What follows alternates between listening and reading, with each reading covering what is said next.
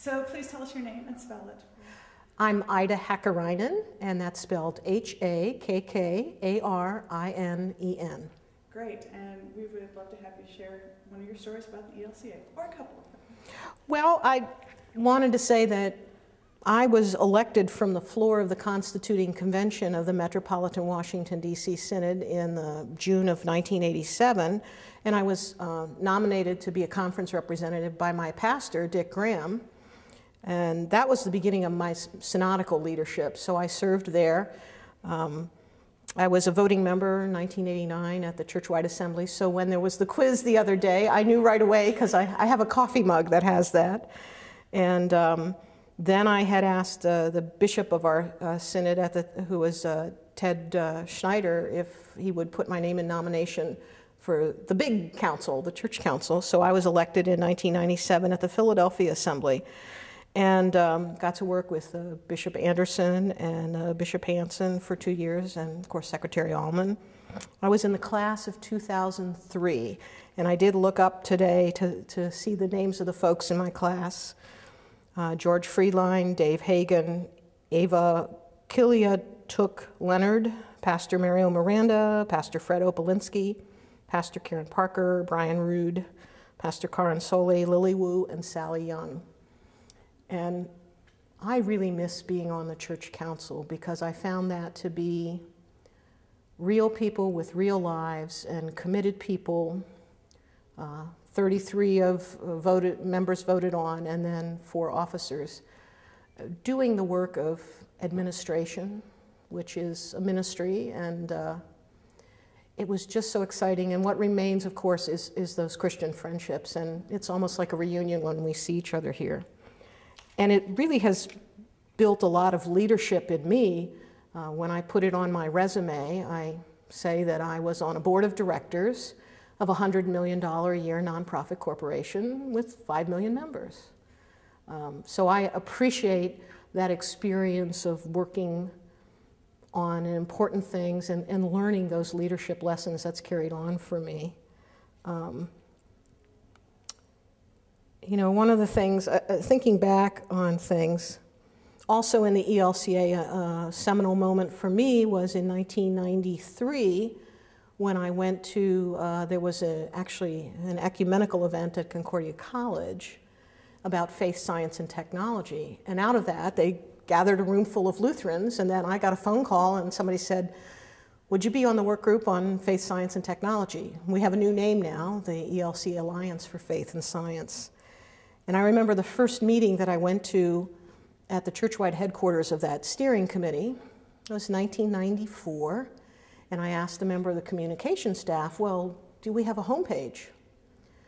And I won't say who it was, but the person looked at me and said, I don't know what that is, but I'm going to go and find out. And the thing that's surprising now is I just talked to the producer of the web broadcast here at the Minneapolis Assembly, and last night they got something like 28,000 hits to the live streaming video. I guess one of the other things that I would hold up is, this is before the start of the ELCA, but my campus pastor, and actually I met her when I was 16, was the Reverend Elizabeth Platts.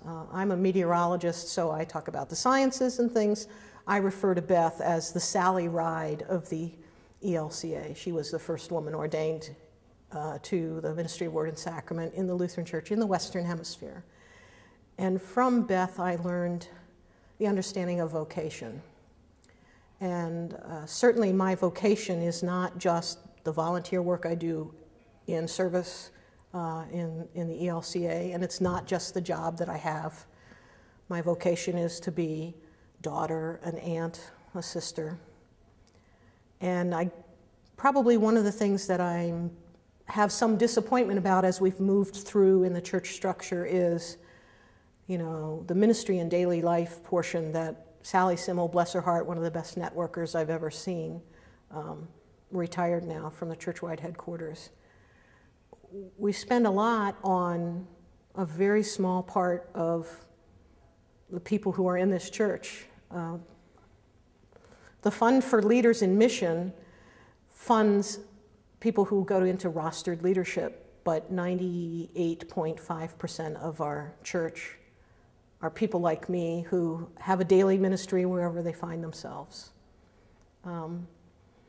In terms of, I have to share my Lutheran joke at this point. The first time that I was at the Churchwide offices being elected to the church council, I was meeting everyone, and you know, I'm kind of I know I'm an extrovert. So Karin Soli said to me, she looked at me and she said, you know, you're a Finnish extrovert. And I didn't know what that was, and she said, a Finnish extrovert, that's someone that looks at your shoes when they're talking to you. Today I was a communion server for the service and was reminded again how powerful that witness is. And knowing that I had my notes and knowing I was thinking, I had to be prepared as a Lutheran, you know, I couldn't sort of come and wing doing this. But what I found was to be able to have the chalice and to say to each person, the blood of Christ shed for you, and work hard at looking them in the eye to try and get them to look up and look me in the eye. It's such a powerful and an intimate moment and is about community.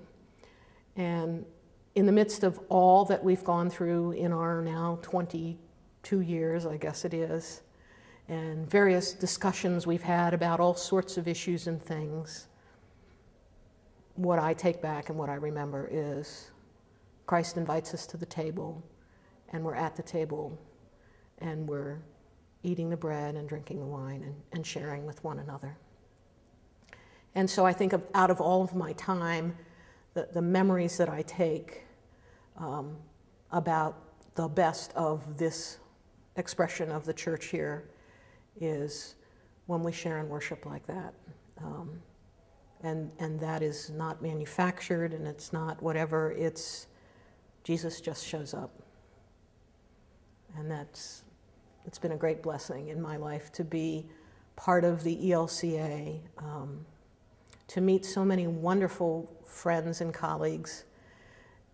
And just as I walk by, you know, to see people and they'll wave and they'll say hi and will remember me. I know personally when my mom died, I didn't get to speak to her before she died. I had flown back from, I mean, she was elderly and ill, and I'd flown back from the church council and I was tired, and I thought I'll call her the next day. Well, the next day I got the phone call that she had died that morning. And I know I put a notice out on LutherLink or Table Talk, the electronic communication. And, you know, the word got around, and Bishop Hansen called me at work to express his condolences. And again, it was a statement for me that even in the midst of working in the administration, that kind of ministry, and you're on boards or you're on commissions or programs, it's really different from any other nonprofit organization or even a for-profit organization or a government organization. It's the church.